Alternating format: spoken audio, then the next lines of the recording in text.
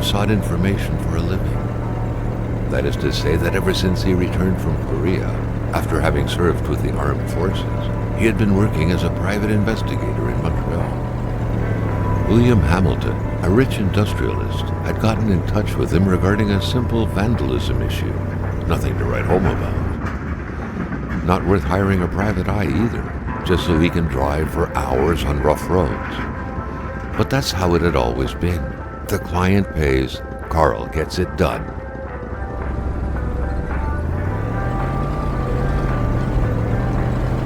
They had set up to meet at the general store, his client's business.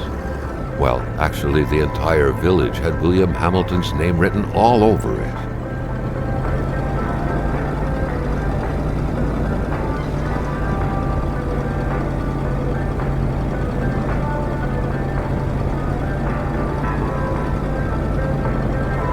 When the roads were bad, muddy, or snowed in, it was customary around these parts to close them off.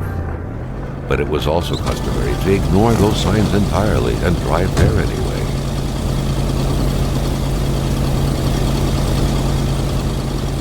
Hamilton never mentioned a road-blocking barrier. Why was it needed here in the back of Beyond? That would, however, be a mystery for another day. Carl had waited long enough for someone to come and raise it.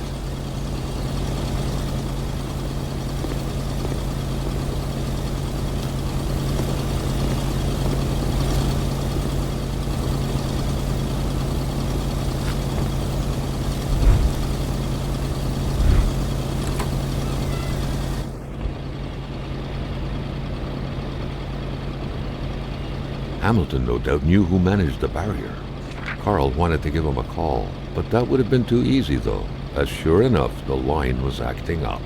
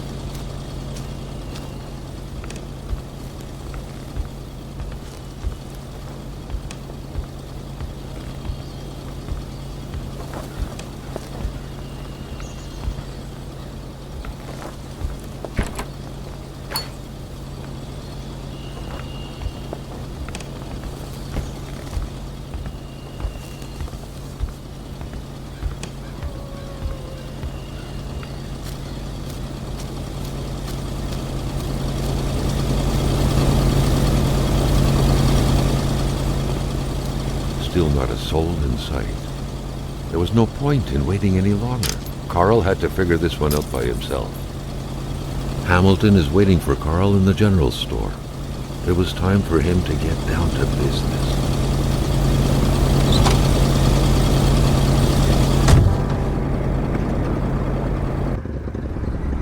William Hamilton enjoyed a lavish country house built in the very heart of the northern forests, not too far from here. The local populace was divided when it came to the affluent man. Some saw a wealthy philanthropist dedicated to improving the region's economy.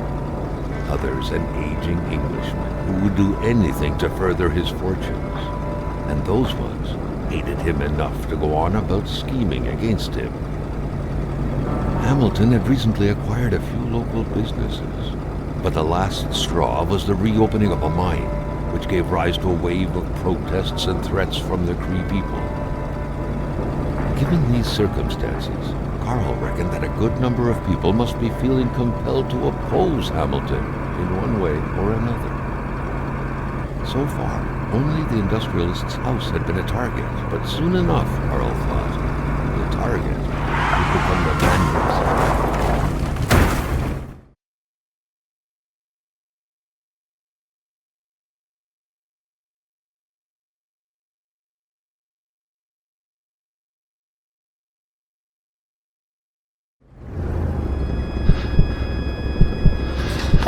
Carl needed to get out of there. The cold and the pain required urgent care.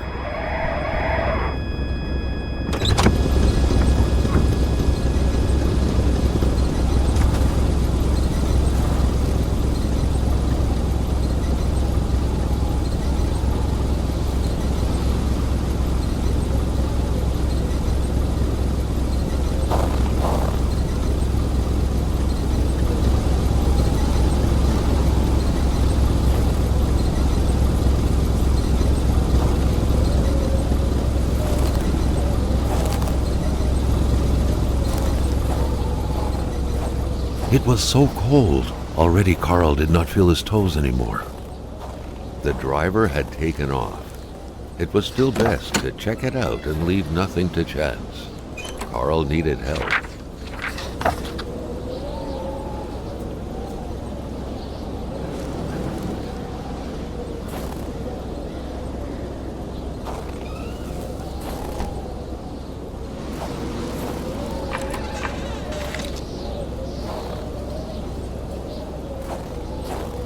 This deep in the country, his last hope was to find an abandoned garage or a farm by the roadside.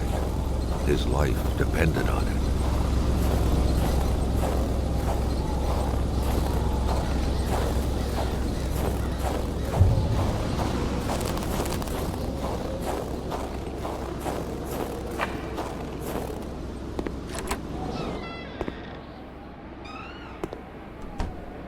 Even better than he had hoped. Carl Faubert had succeeded once more, and was now on his way to new adventures.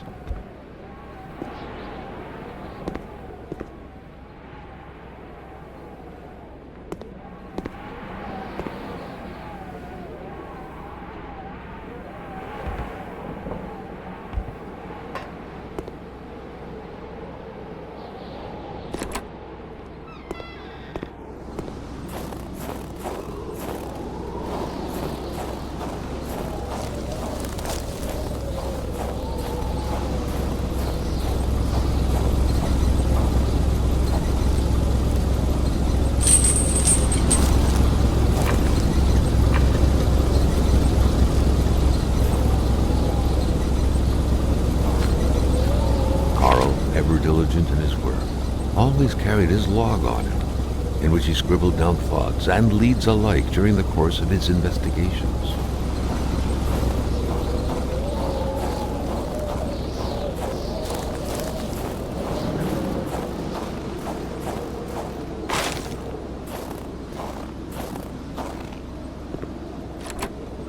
The cold was burning Carl. He would not hold up much longer. He had to warm himself.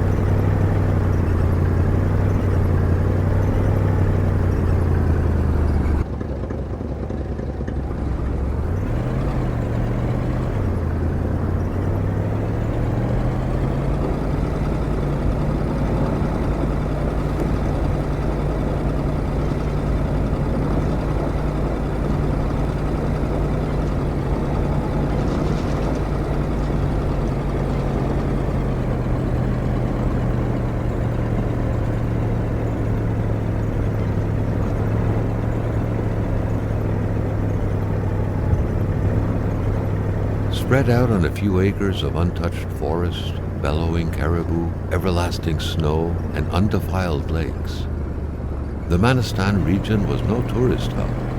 It was said to have been populated for millennia by Cree people, and ever since the industrial era, by the metal mining industry.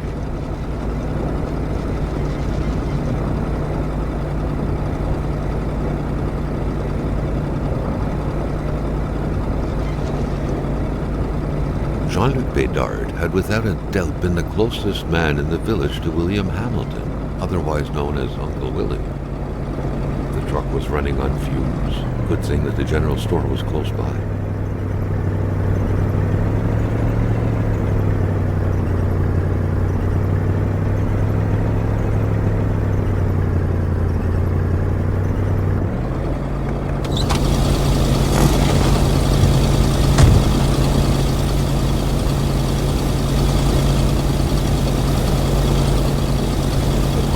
Surrender their divine nectar so easily. In all likelihood, they had to be switched on from inside the store.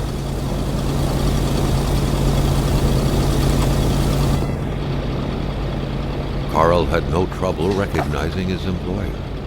He had been killed. There was no need to be a detective to figure that out. But only a detective could have noticed that the killer had to have been very close, that the fatal blow had been given before the victim even realized.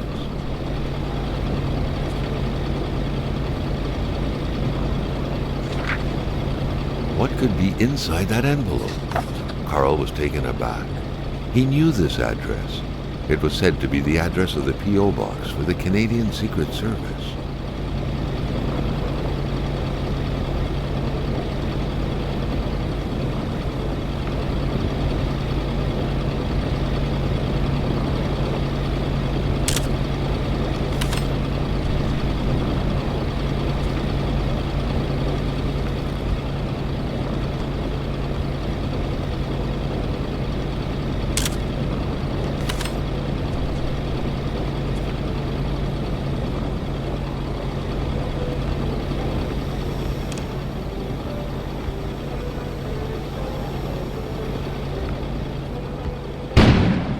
An explosion suddenly occurred outside.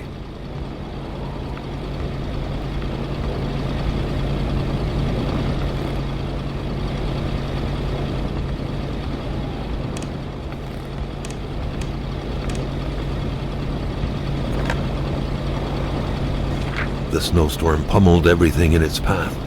Carl was not surprised when he heard no tone. Carl knew that Gilles Lachance was in charge of the general store. That made him one of Hamilton's employees. A very angry employee, as Carl could plainly see.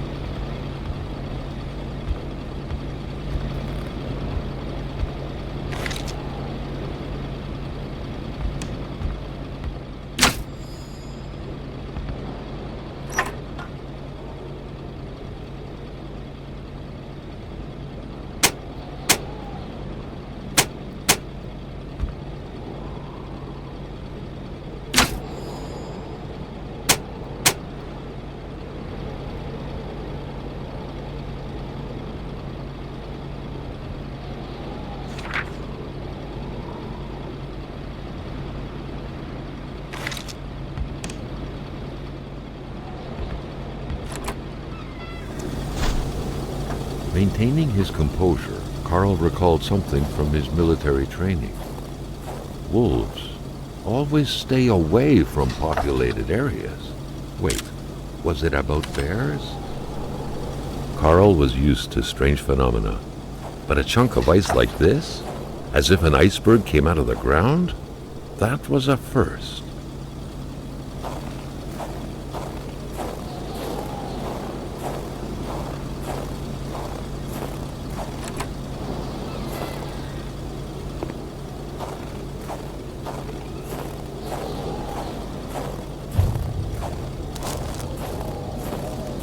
Carl felt that the store and its surroundings still held their secrets, and he didn't like to miss out.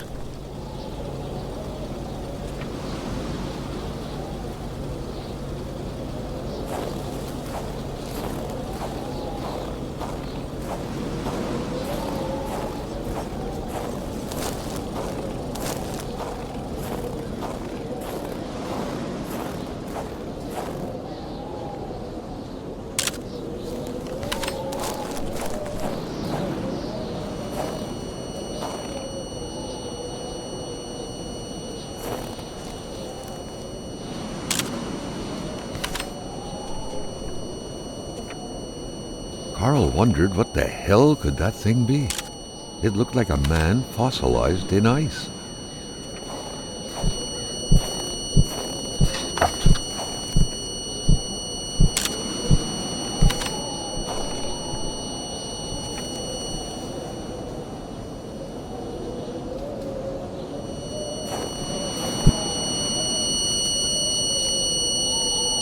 All of a sudden, Carl felt like he was pulled inside a world of dreams, a cold, unknown dimension. Somehow, self-control was slipping from his grasp.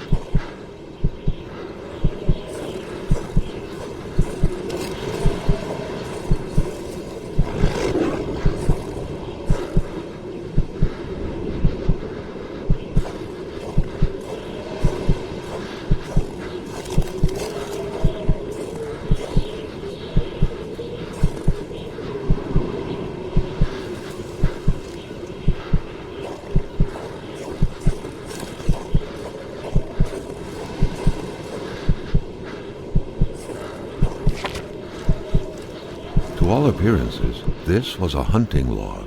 Better yet, a war diary.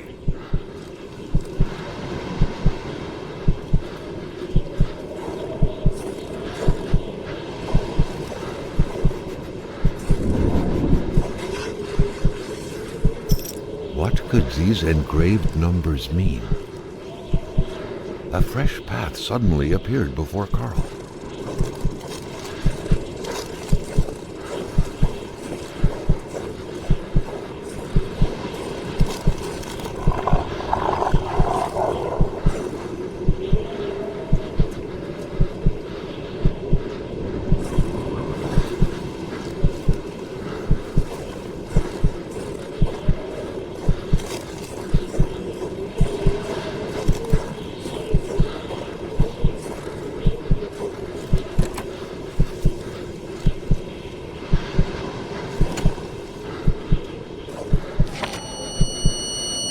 Carl had that feeling you get when you immerse your frozen hands in hot water. What happened? Now at least he knew who the unfortunate man petrified in ice was. 𝓤-𝓮-𝓡𝓪𝓭, the general store's manager himself. That had to be the worst parking job ever. Who was Carl to judge, though? It may be customary to park like that around these parts, or not.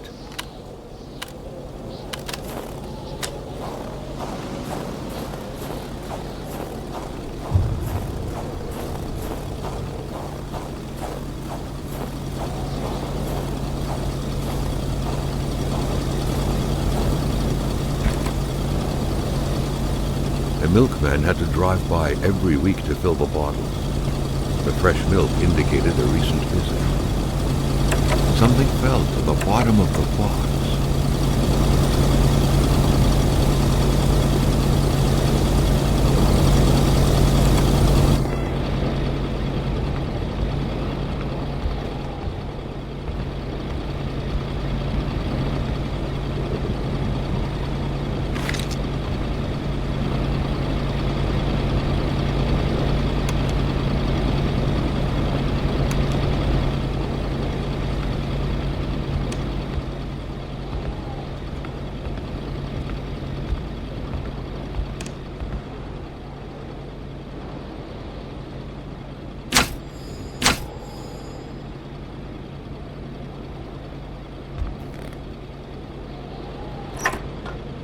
The note explained that the garage and the store couldn't be supplied with electricity at the same time.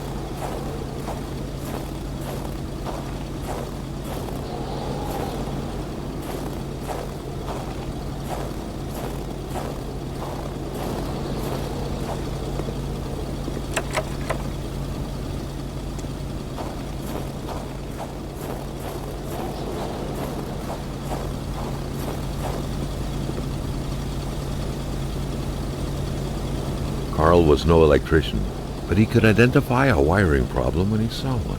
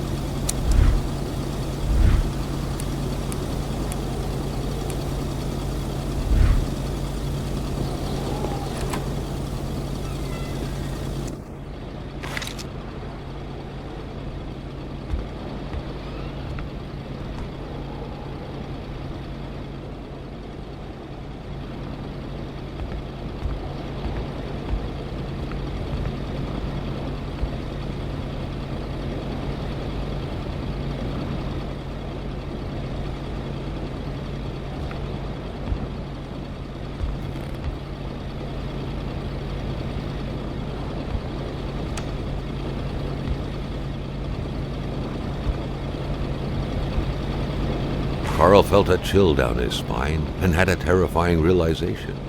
If Hamilton was dead, then who was going to pay him?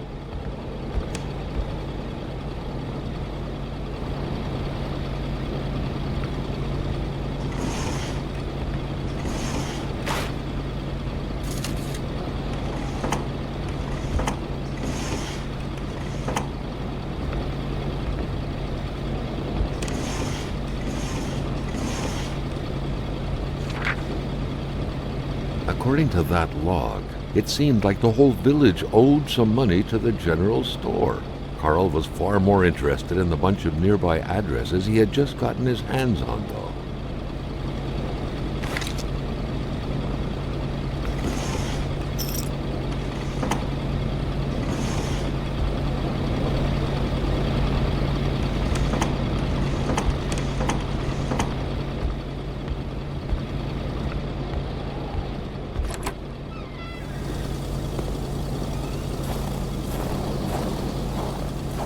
Carl wondered how long he would have to endure this skin-stinging cold.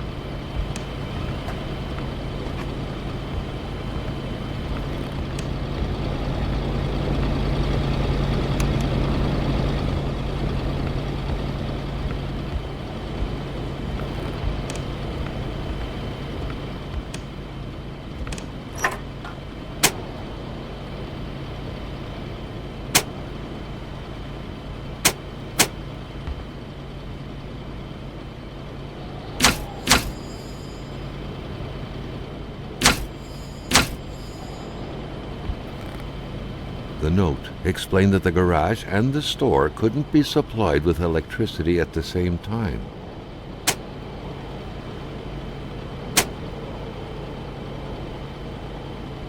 The note explained that the garage and the store couldn't be supplied with electricity at the same time.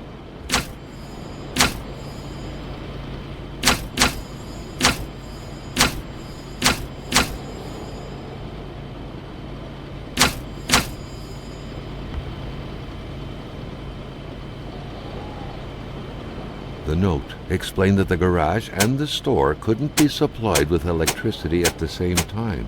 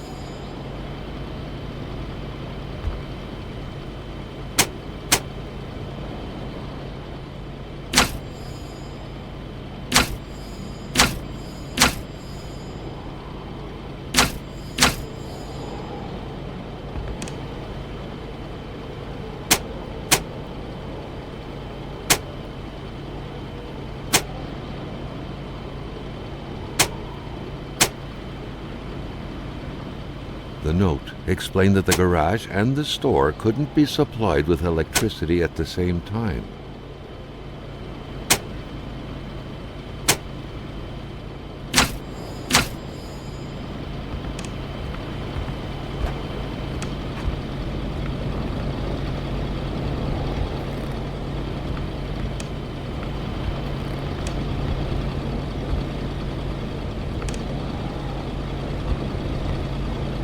A radiator without power is as good as a wood stove without logs.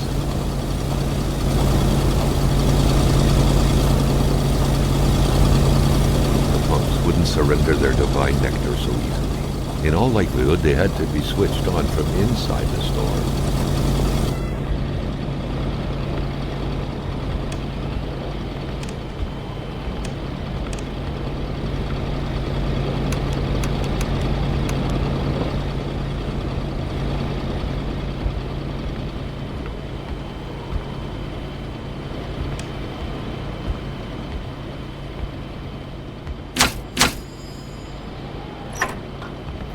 The note explained that the garage and the store couldn't be supplied with electricity at the same time.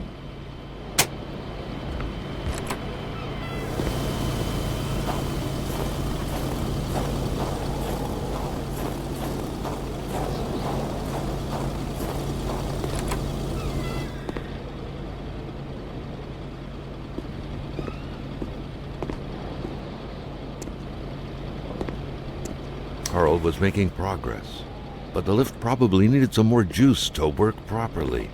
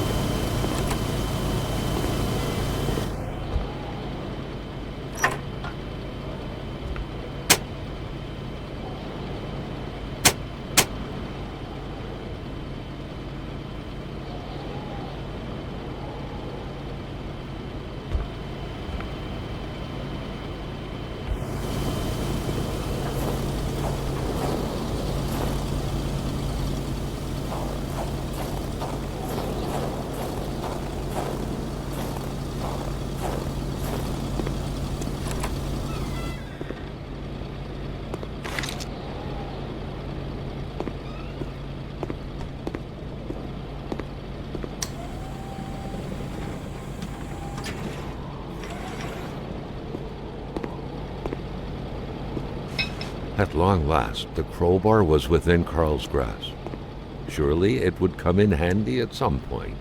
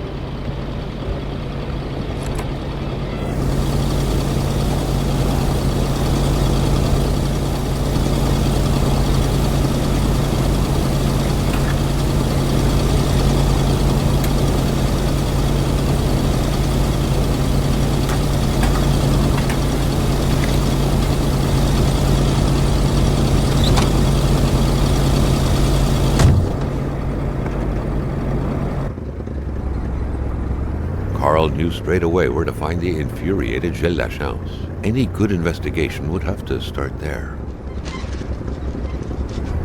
Carl was beginning to know the store and its surroundings like the back of his hand. The seeker had sought.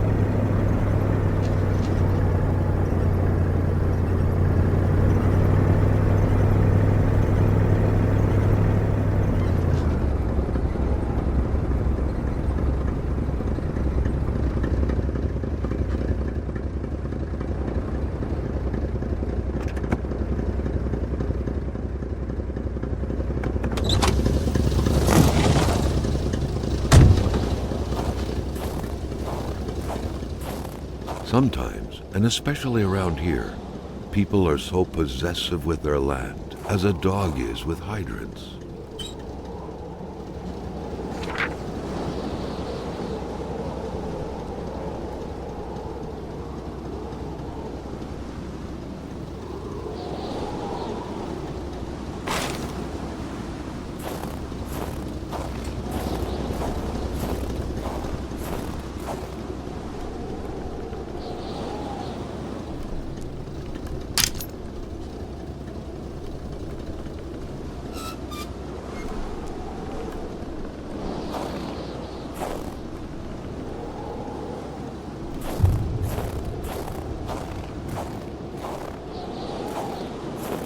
What good was a motorless car?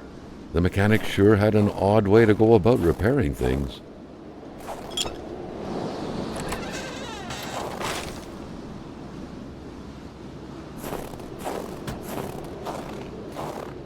Well, this truck's not going anywhere.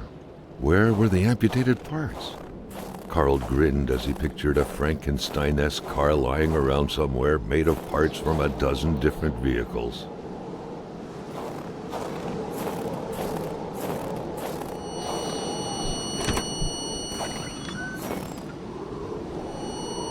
The Polaroid, Carl's long-standing and faithful ally, had seen its share of husbands caught red-handed cheating. There's always something out there waiting to be snapped away. Another worrisome victim of this ice, this one seemingly petrified in action. The poor man, before being frozen solid, seemed to have been defending the entrance to his cabin. But from what? The very first steps of man on the moon were made more than a year ago. The event had surely captivated the mechanic's mind for him to still keep this around.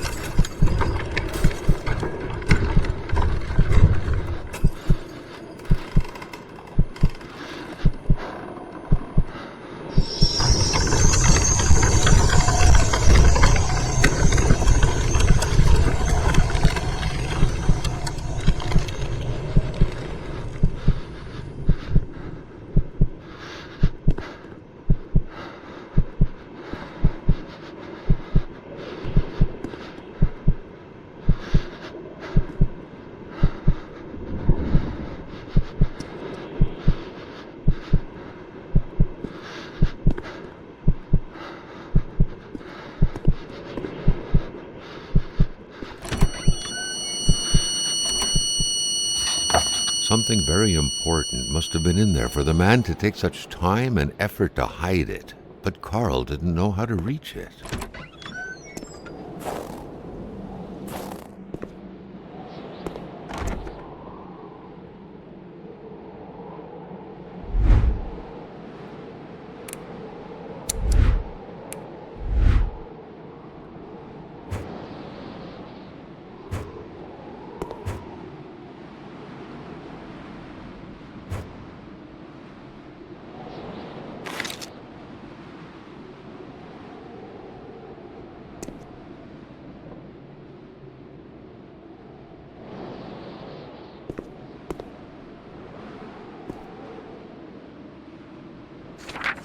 The week of October 5th, thought Carl. That was this week. The plug should have been here by now.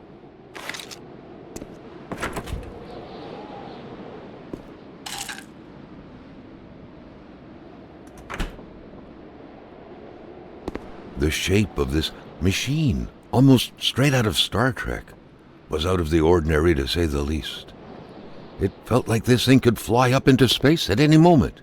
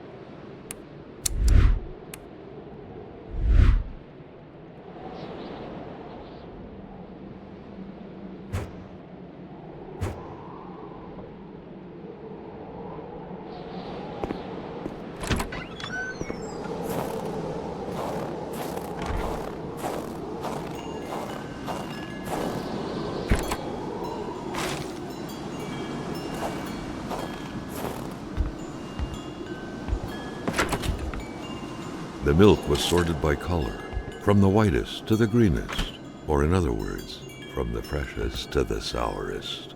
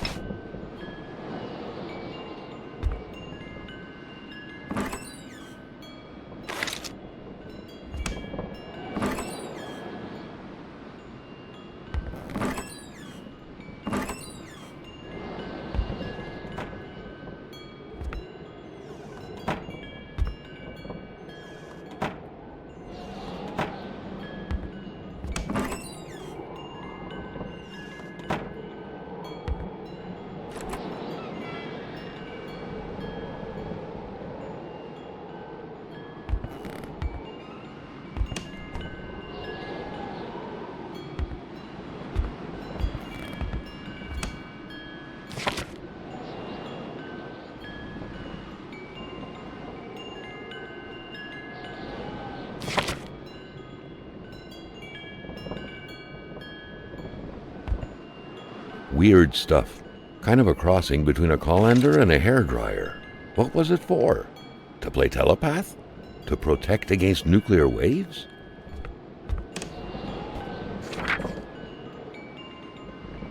Roswell, Atamipek, same story. Large deserts conducive to extravagant follies.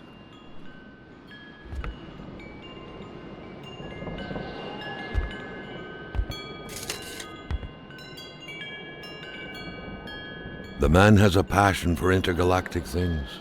Back then, people were obviously scared of the Russian atomic bomb, but an invasion by extraterrestrials was a legit fear as well. Seems like the mechanic had made his choice. If some daring person could manage to get their hands on the missing parts, Carl was willing to bet that the craft would have taken flight.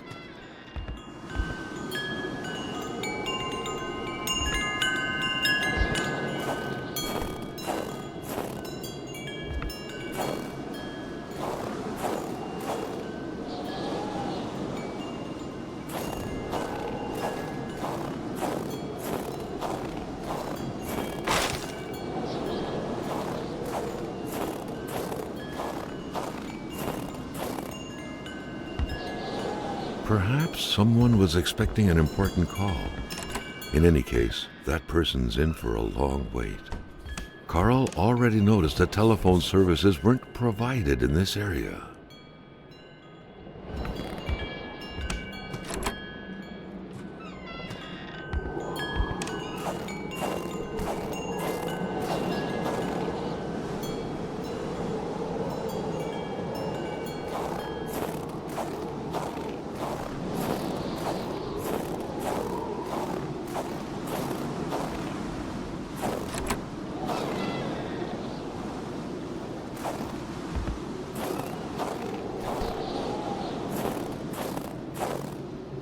By following the plan, Carl was led to believe that the snowmobile's parts had to be scattered about in the vicinity.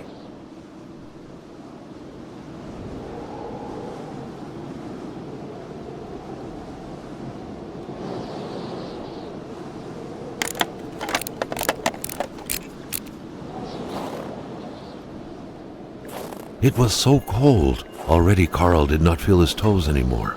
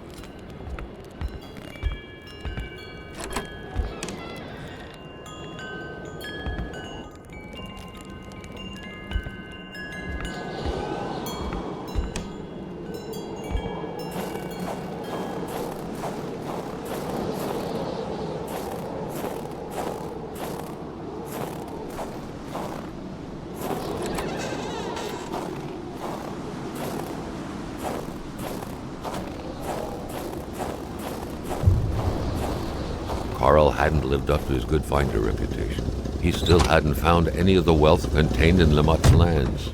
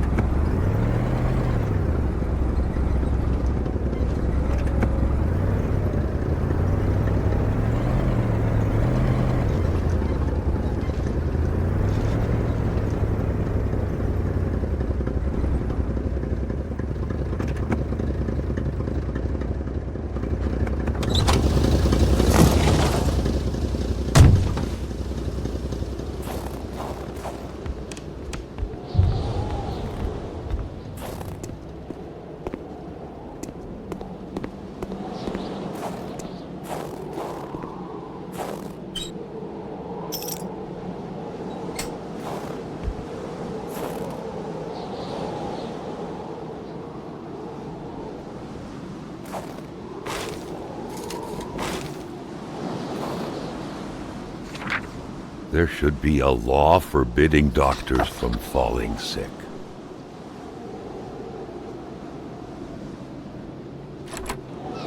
In spite of Dr. Beaupré's goodwill, the place didn't look much like a physician's office. It could easily be mistaken for a sewing shop.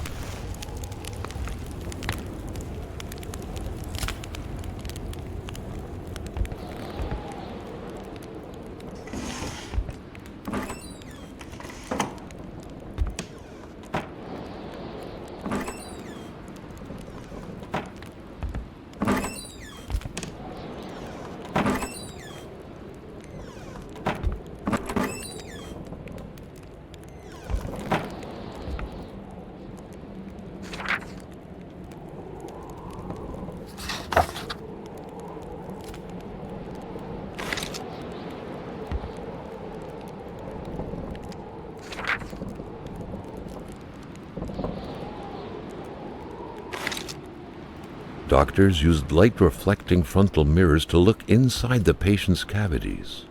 That was a bit unsettling, but back then, it was pretty much always the case with medicine.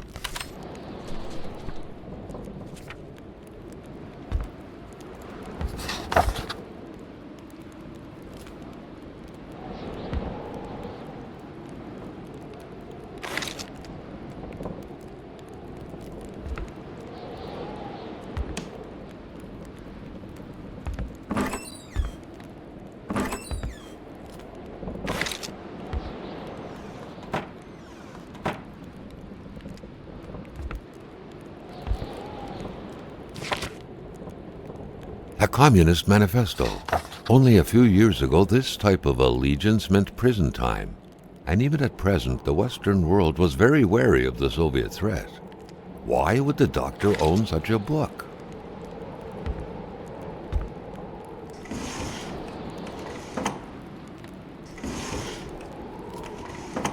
A chamber pot.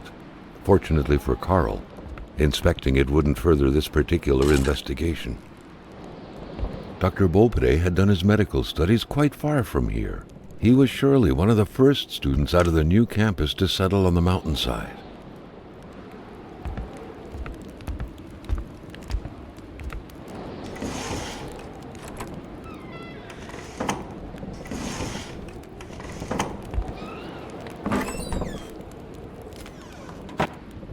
Carl got the trembles as he imagined the excruciating pain that kind of scalpel could no doubt inflict. Within these miserable walls, patients probably felt more like in a slaughterhouse than in a doctor's office.